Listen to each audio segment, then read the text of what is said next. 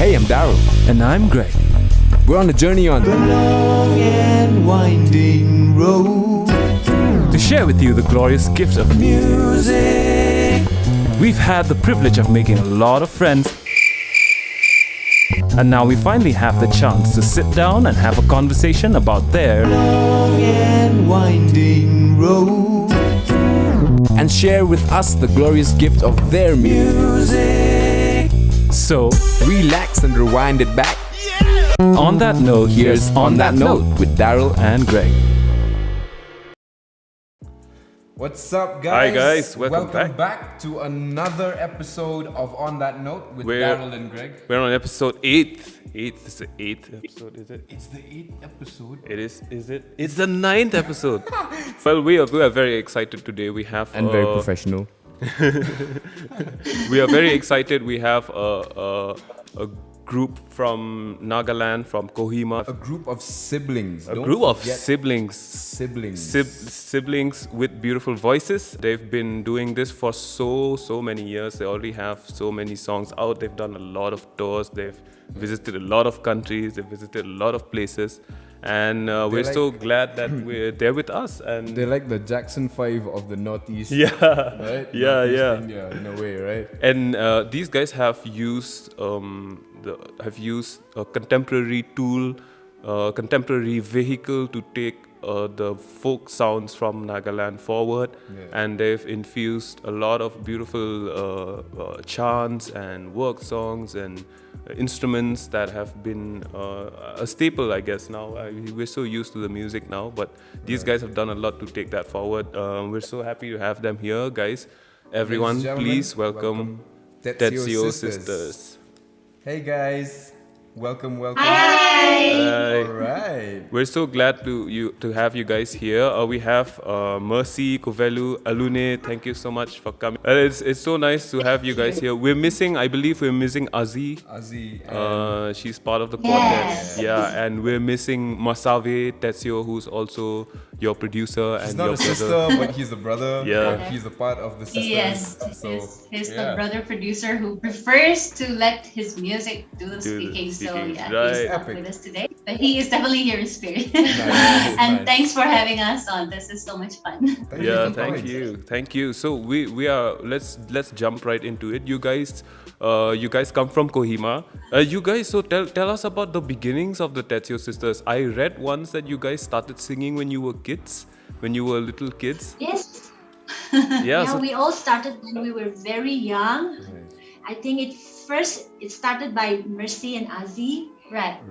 It all started in schools, then in churches.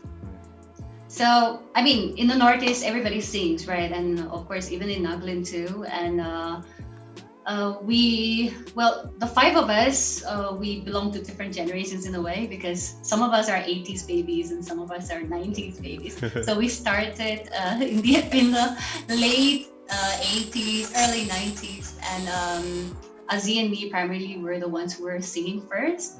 Then Kuvelu came on. Then Lulu joined us when she was a toddler. So we all have been singing since a very young age. Lulu was a toddler, literally. Yeah. So later on joined them. Right. So it's been a lifelong of a lot of music, and not just pop music, but generally just growing up with a lot of music in our lives. So we started singing in school, then it went on to All India Radio and Doordarshan X, and then at school functions, and then it went on to state level government functions and private events. And then of course we got invited to play at different festivals, cultural exchange programs, awards ceremonies. And from there on, it just took off. And we never really had a plan to form a band and do this, but we just loved doing this and it kept continuing, so we're still here doing that today. That's nice. I remember once when I first saw you guys at the Songs and Dances of the Northeast in Delhi. I think it was a duo, right? It was just Mercy and Mercy and Kuvelu, right? Was it? Three of us? You guys had like three. So you guys do this like I like said, you have like a duo setting, then you have a quartet setting, then a trio setting. So Right, that's right. and I've seen I've seen you guys also like all the five of you with Mhaseve also joining you guys along for some Yes. performance. Even bigger group. Yeah, so tell us how So- is that like adjusting to the different sequences like that. I know. Like we said, it's been a lifelong process, the entire journey. So when we started, it was just two, and then we also performed with our cousins and friends. So sometimes it was a bigger group of like maybe 10 people, 12 girls singing folk songs. But consistently, it remained the four of us. But like we said, through school, college, and different times of life, whoever was available at that point of time. So sometimes it was two, sometimes three, sometimes four, sometimes all five of us, or even more with more musicians backing us up at different gigs. Or just one. Or just even one. And there were times when we had two gigs on the same day, and we'd be like, okay, we can't make it to this one because we have another gig, and they were like, please, half of you just come. So we'd split. Yeah, so that's happened too. But so it's been so much a part of our lives that whoever is wherever at that point in time. Like Azi and me, we were in Delhi for a bunch of years, and then at that point Lulu and Kuku were continuing the journey in Kohima, Nagaland, traveling to Shillong on their own, and Azi and me, we were doing our stuff in Delhi. We traveled to Thailand at one point, just the two of us, sometimes even one, like you said. So it's always been making the most of the opportunity whenever it came to us. So we have just tried to adapt with changing times. Like right now, Aziz married, and throughout lockdown, she could not join us even on virtual gigs because of network issues, and also because she was living in a different part of town. Lulu was in Nagpur. We have all been living in different cities at different points of time. So it's been crazy, but the beauty of this is that our journey has been a lot of serendipitous, wonderful occasions that come to us, and we have just grabbed it and made things happen. And I think that's the most remarkable part of our journey, that somehow the music bring all of us siblings together, whichever city, whichever part of the world, and we get to do what we love the most, which is to make music, perform music, share music, and travel and see the world as well. So that's the joy of being in music. And travel you have really traveled. Tell us about. I think it'll be really inspiring for other artists from the Northeast to hear about your stories, moving from one place to the other and from one country to the other. You guys have been to various countries representing Nagaland, representing Kohima. So tell us about these Thanks journeys. to our music. Exactly. That's what makes it even more special and more beautiful. Because the type I know. of It's been taking us to places we've never imagined. Exactly, and these are folk songs that you've basically brought alive. Like these are folk songs that have been there, right? In a way that through the years, through your ancestors and stuff like that. But look at how you have brought them alive, and look at how in turn it has also given you so many gifts, right? Like you've been able to do all of that. So like Greg was saying, talk to us about that, about all those places you've gone to and you've played. Because I know we're jealous. We've only ever played cities in India, so it's That's really great because, like Kuvelu said, our music gave us so many opportunities to see the world, places that we never imagined we would be seeing or experiencing. And in a way, life has come full circle because we come from a very obscure part of the country. In a way, a lot of people don't know the Northeast, they don't know Nagaland. And then for us to be, even among Nagaland, the many tribes, we're so many tribes, so many variations, and people don't speak the same language. And it seems like we have a very narrow niche kind of audience.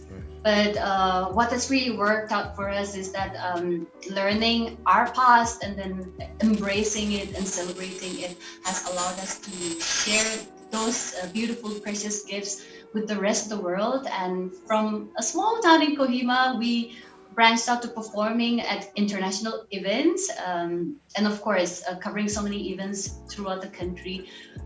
We have had really, really wonderful trips to several times to India, across India, like from the plains to the hills to the deserts of India, of course, and then abroad. We've been to Thailand a couple of times. We've been to China, Korea, South Korea, Myanmar. We spent a whole month at the Fringe Festival, being part of the Royal Edinburgh Military Tattoo. For like a month, we did about 40 shows with a bigger group, of course. But we even got to play our song "Rosie" as part of the presentation. So it was really a proud moment for us to go to a place where no Indian had ever performed before. So we were literally the first Indian act at the Royal Military Tattoo. Wow. So it was absolutely a proud moment. And then, of course, we got to play at 4 or 5 different venues within Scotland. And of course, we were part of the governor's entourage to the US. We were part of this festival called the Indigenous Peoples Festival.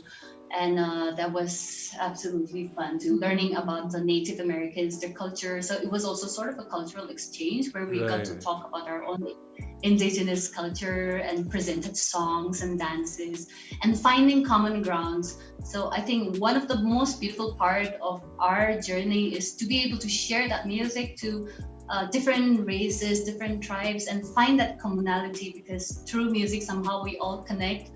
And we get to see the human side of people, because that also gives us the realization that even if we live in the mountains or the deserts or the plains, we are all humans beneath the different colors and the different languages that we speak. So the US, hopefully, most of Southeast Asia, that was absolutely. And our journey is not just about music, but it's also about fashion and promoting made in Nagaland, made in Northeast, handicrafts, all over the country. And of course, starting conversations about who we are as a people, because there is obviously a lot of curiosity. Every time people see us, they hear something very different. Their idea of India, their idea of what the Northeast is. So it starts a conversation because people get curious to learn more about us. And clothes we wear. Right. So everything is very expressive, and that's why we take keen interest in displaying colorful tribal motifs, and of course not just from Nagaland, but we have been trying to include all the Northeast and even India in our costumes and our display, because we believe in inclusion and we want to showcase all the things that are beautiful and that makes us unique. So that's one message that we also like to share in our presentations. Yeah, that's so nice. So I spent a little bit of time in Malaysia, in East Malaysia, and there is a tribe there, a community there in East Malaysia called the Iban, the Iban people. So I have a very close friend who is from that tribe, and we'd spend so many nights talking about how similar, and the similar is uncanny between the Naga people and the Iban people. Like everything from rituals to to the way they dress, their headgear, to their ancestors. What about the food? The food is similar. They also live like like in the village. If you go to the village, so they also live in like long houses and stuff like that. So it's really, really similar. So it's very interesting, like you were saying just now, how you try to find the commonality between different tribes and different races. And I think that's a very, very beautiful thing that you're trying, that you're doing, because more than the music, even though the music is very cultural and is very very specific to this part, but you're not just stopping there. You know, you're showing it in more different ways than just that, and that's a very, very beautiful thing. Yeah, that's probably a thing that a lot of people have to look up to you guys, is to have a sense of identity also, and to have personality and an aura. And whenever I see you guys, I always get that, you know, from you. Like, you always come with proper presentation, and it always looks good, and it always sounds good also. You guys always have a very beautiful way of presenting your music and presenting your culture, and I think we should talk more about that. In fact, we should dive more into the music. The music is what we're here for. So yeah, talk to us about you guys have put out an album called, I saw, Lee Chapter 1, was it? And then you had an EP also last year, which was called Slice of Lee. Slice of Lee, yes. Yeah. So talk to us about that. Talk to us about the music and the songs and all of that. Sure. So chapter 1 was like a culmination of many years of performing, because we started performing, I think, around 92, 94 officially as Tetseo Sisters. And for so long we were performing and didn't really get down to sitting in a studio and putting together songs. So we finally did that in 2010, 11, and then released it in December of 2011. So that was the debut during the Hornbill Festival, which incidentally would have finished yesterday. Unfortunately, it didn't. But yeah, so that was 9 years ago? 9 years. Oh. And then followed up. That was a while ago. Then what we did with the EP, A Slice of Lee, was a little more experimental, because that's more of a fusion album. What we did was we have been performing some experimental fusion songs for a long time. So we played them to different audiences, gauged their reaction, and eventually put it together on an EP comprising of 7 tracks. So that was last year, A Slice of Lee.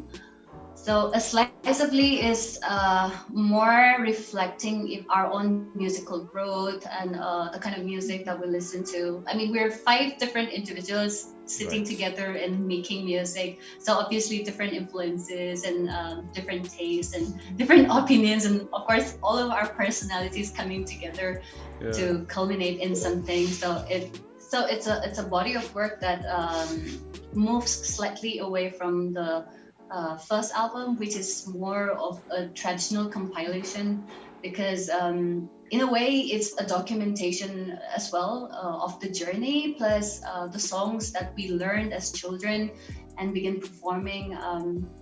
So we wanted to document that as a body of work, and Chapter two is in the works, but anyway, we'll talk about it later. That's the revelation we wanted to hear. There is going to be more music on Tetseo Sisters. That's nice. So once again, somehow it incidentally became a decadal difference, but I think that's because we also had to do a lot of things DIY, and it's a process of learning all these years, and we all wanted to go back and research the lyrics and the origins of the songs as well, because when we presented our first debut album, we didn't just want it to be an audio that you listen to, but we wanted to incorporate the stories in the songs, where the songs came from, and even the particular characteristics of our folk songs, because these songs give us the freedom to add lyrics of our own.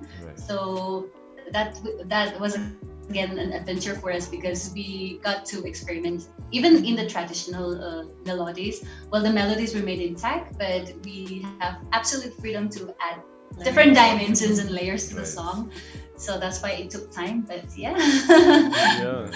that's the journey again. The process. You guys have some nice songs. I really like Hio. That is a very nice song. I like the music video for Hio. They have really good music. They have really good You music guys videos, have one of the best YouTube channels from the Northeast, I would say. man. Like, it's so cool. Thank you so much. Everything looks good. It looks well produced always. I mean, you say DIY, but that looks really well produced to me. I mean, if that's DIY, then I want your DIY also. You know, like that's so cool, man. You guys, So you, we've been absolutely blessed in that Yeah. sense because we have been really doing it DIY because I mean you know how it works in the Northeast. We don't have production houses, we Right. don't have artist management. Every artist is like you're fighting it out there for yourself and Yeah. trying to make things better for those who come up to you. But we've been really lucky to be able to work with so many very talented, like-minded people who want to get together and do something wonderful like how you guys are doing too. So it's really admirable, and we love to celebrate that spirit of cooperation, and that's how we've been able to put together our songs. Our channel, we never thought of it like a YouTube content creator perspective. For us, it's about connecting with more audiences and, of course, sort of documenting it and putting it out there so everybody can have access to it, because a lot of people are not able to stream music or listen to it. Right. There's Right. all these technological gaps as well. So, Yeah. and so many people don't get to come and see our shows because half the time we are performing at very Private. exclusive or Right. elite most of the time. spaces. So unfortunately, so we'd like to show more of that through our YouTube channel. But thank you so much. We really appreciate the compliment because a lot of hard work has gone into it. We also make sure to give out all the subtitles and translations on our Yeah, channel. yeah. So that's That's what I found. Like I wouldn't have known. Like now I know that Hio is it's a work song, right? That's it's what you Right, sing right. while While probably doing- yeah. yeah, So while like working all and these stuff. things, like they're very informative, and it's very nice. Like throughout the whole Northeast, I think every tribe or every part of the Northeast has got its own traditions, but they're all very similar. They're Yeah, all very very, similar. very. They're all the same. Like during the harvest season, we also in the Khasi tradition also we have work songs, Yeah. same as Right. same as you guys. So right. yeah, it's so nice, and the fact that the Thanks. production. I wanted to ask you about working with Mhaseve, because on especially on Slice of Lee, the production is really well made, and as I've said, like it's like a newer vehicle to take folk music yeah. forward. So talk to us about working with Mhaseve. Yeah, Right. Working with your brother. working with your brother. Yeah, we should say that. Talk to us about working with your brother. We are so blessed to have him. We're so lucky to have him in the family because, well, not because he's our brother, but he is really one very talented, visionary person, and we're really, really so lucky that he's on the team. Well, he's a musician first of all, and then he loves to record and make music at the same time. Right. So he's been the driving force in a lot of ways, because when we actually started to sit down to make our first album, he was on it. And then working day in and day out. We recorded everything in a closet in his bedroom, and so that was our music studio. And then eventually progressed to buying more equipment, of course, learning how to do things better. But he's been like completely a one-man army, performing with us on stage, then coming back home and then producing all this music. But it's also a very collaborative effort from all of us. I think everybody gives equal input to all the stuff that we make. And then, of course, the final stamp of approval comes from our parents, who were the ones who taught us everything in the first place. But of course, with a Slice of Lee, you would see that it reflects our more modern sounds. And what we have realized over the years is that music is so universal. The beats, it's always there. Like you mentioned that there are there are differences at the same time, so much similarities. So to find that universal beats in the music and to be able to fuse it with different genres and make the kind of music that we also want to call our own. So that's been the entire Slice of Lee, putting a stamp on what we create. Yeah, so let's move forward. You guys have a song, you guys have a performance for us. So tell us about the performance that we're gonna be watching now. So we have a song called Cepho Celho Lizo, and you will actually see Mhaseve play the guitar on this one. Nice. It's a very old song and one of the folk songs that Lulu learned from mom, and then she taught us. So even between us, the oral tradition has been passed on from mom to Lulu to us. Nice, man. And then of course Mhaseve came in with the guitar chords and the progressions and stuff. So yeah, we have Cepho Celho Lizo for you. And the song is beautiful and it really reflects the season right now. We are sure the cherries have been blooming in Shillong as well. Yes, Pink. cherry blossom. It's been beautiful in Kohima too. So the song is about the cherry blossoms and the peach blossoms. And this woman talks about how when she sees the cherries in bloom, it reminds her of her first love. And specifically because when she was young, she was obviously beautiful and people would call her a cherry blossom and they compared her to the beauty and the fragile, delicate beauty of the blossoms. So whenever she sees a blossom, she is reminded of her first love. And of course, the nostalgia of the feeling of love comes back to her. And she sings this song about how when she was young, she loved somebody and maybe her love was not returned, but you always retain that sense of, love, and it gives her that pehela na siya. So yeah, it's a song that captures the spirit and we hope when you hear the song, you'll enjoy it. The cherries are in bloom. An old woman remembers her first love, for she was once young and beautiful and was compared to the blossoms. Cepho Celho Lizo.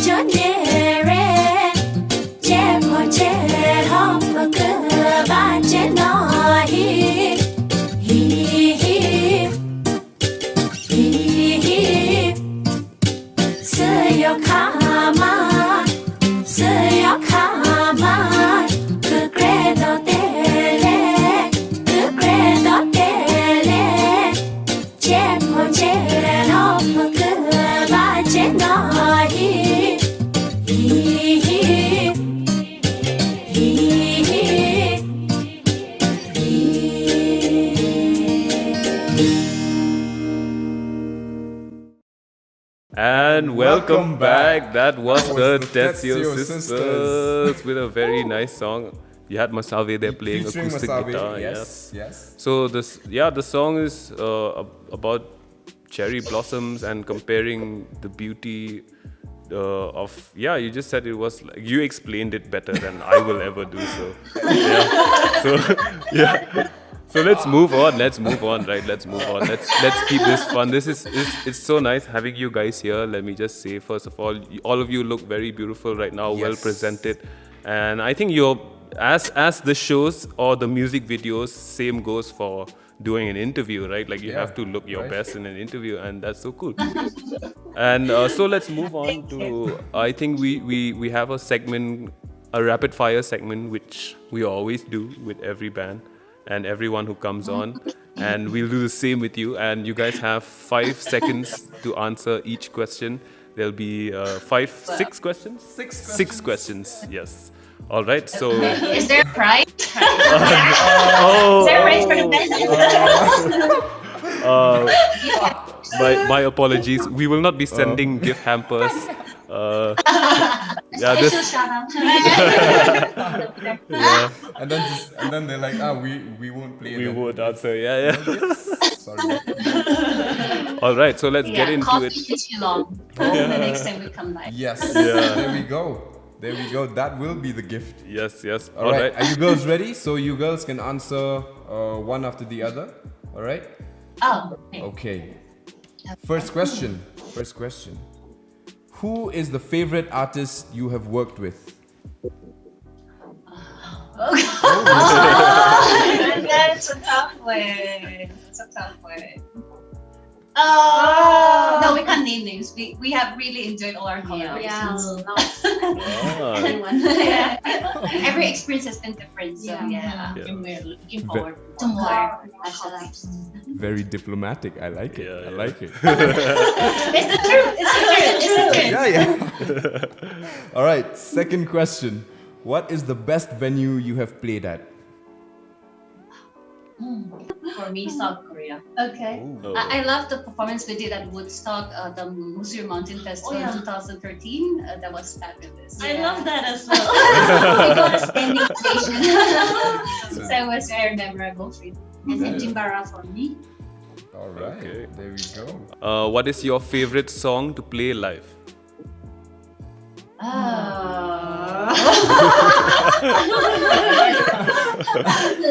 I think Cepho Celho. Because I don't sing the main part. I only sing the harmony. No pressure. Mostly for me. Yeah. Okay. Okay. Yeah. Oh my gosh. You're 5 seconds. Kyo. Kyo. There we go. All right. Feels easy. What is the best other artist that you have seen live? Lots.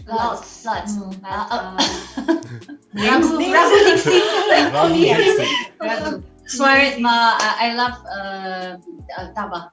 Yeah, Taba Taba. Chachi. And oh gosh, there's some really good acts. For you? Too many, right? All of them, right? This is the most difficult. Okay, definitely not the most difficult, but all right. If you 100 weren't, points. 100 points for this one. if you weren't doing music, what would you be doing? Oh, that's easy. Okay. We're doing everything that we wanted to besides the music, and so I think So Well, already. Lulu's already doing medicine besides the music, so Oh, without the music, nice. we couldn't have doing that. epic. Nice. So All right. I Be a create writer? content, I write, so I do that along with the music. So I would definitely be doing something like that. All right. I guess I'll be teaching or doing PhD degree. Which you are almost there. I mean, Yeah. she has a master's in social But media. I think we are doing that right now. Yeah. Music, Yeah. So Okay. That's a blessing. Perfect We're getting to example for anyone out there watching. Perfect example of how you can have something other than music that you've always wanted to do. So when people ask you, what would you be doing instead? You can say, I'm already doing it. Which is, it's such a boss thing to do, you know? And hats off, man. For reals, hats off. Like, yo, if Thank you. We'll wrap this up. It's such a sad thing to do, but we always have to end shows. We are very sad to end this one with you guys. But before you guys go, tell us what's in store. What do you guys have coming up next? What should your fans be expecting from you guys? Chapter 2 is in the works. We have an acoustic EP also in the works. So it's all on Mhaseve's shoulder. But in the immediate future, which is like a couple of days to go because we're almost here at Christmas, we just did our Hornbill special segment, and we are doing a Christmas special because this year we're all home for Christmas. So you can look forward to that on YouTube. We have a few English singles coming up. We recently did a protest song in collaboration with Blusa Nova and Little Sounds, and we stand with her. So that's also out there on YouTube. We hope to come up with a video soon. And many more. There are a couple of collaborations which are midway because of the lockdown. Things got slowed down and all that. So yeah, we hope to have a lot more songs to share with you all very soon. You guys are a very, very busy lot. That's so nice. Yeah, man. Like everyone's just running around, recording here and there and doing things. Yeah, so everyone go check that out. Go check out Chapter 1, Lee Chapter 1. Go check out A Slice of Lee, which is already out. And there'll be links here below, somewhere down below. All the links to your Facebook, your Instagram, your YouTube, and YouTube channel especially. Go check out Tetseo Sisters YouTube channel. It's one of the nicest channels that I've visited from the Northeast. And thank you guys so much. And we're so happy to have you guys here again. Yes. We want to thank you guys again for gracing the show and bringing your experience and your stories here. It's so nice to hear. And we wish you all the best with whatever you have coming up next. And we hope to see you soon again. Yeah. See you very soon. In person. In person, on stage. Absolutely. Yeah. Thank you so much. We love us. Thank you for having us. Thank you for having us. Thank you. Yo, hey. Hey.